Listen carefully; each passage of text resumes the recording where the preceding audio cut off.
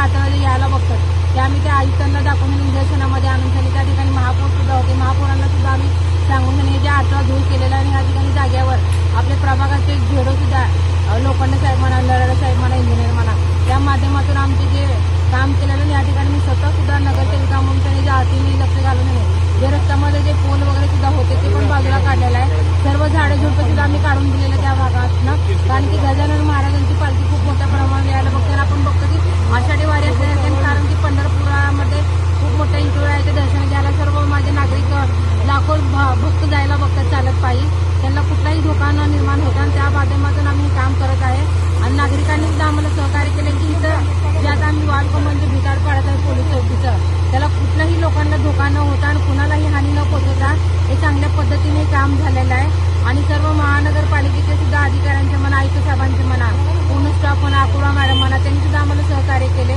त्यांनी सुद्धा एवढ्या रात्रीची तात्काळ विभागाची जे स्थिती घेऊन त्या ठिकाणी जे सहकार्य केले की नागरिकांच्या सुविधासाठी जे काम केलेलं आहे।